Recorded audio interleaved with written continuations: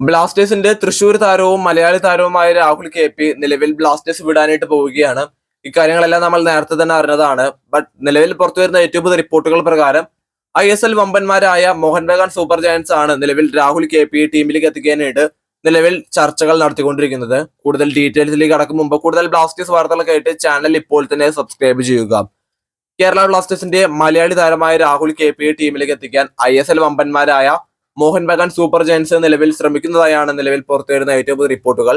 പുതിയൊരു സീസണിലേക്ക് വേണ്ടിയാണ് നിലവിൽ മോഹൻ ബഗാൻ ഇങ്ങനെ നീക്കങ്ങൾ നിലവിൽ നടത്തിക്കൊണ്ടിരിക്കുന്നത്. ഈ സീസണിന് ശേഷം രാഹുൽ ബ്ലാസ്റ്റേഴ്സ് വിടുമെന്ന കാര്യമെല്ലാം ഏകദേശം കൺഫേംഡ് ആണ്. നിലവിലും അദ്ദേഹം ബ്ലാസ്റ്റേഴ്സുമായിട്ട് കോൺട്രാക്ട് ഒന്നും എക്സ്റ്റെൻഡ് ചെയ്തിട്ടില്ല. അതുപോലെ അദ്ദേഹം നിലവിൽ ബ്ലാസ്റ്റേഴ്സിന് വേണ്ടി അത്രയും മികച്ച പെർഫോമൻസ് ഒന്നുമല്ല നിലവിൽ പുറത്തെടുത്തുകൊണ്ടിരിക്കുന്നത്.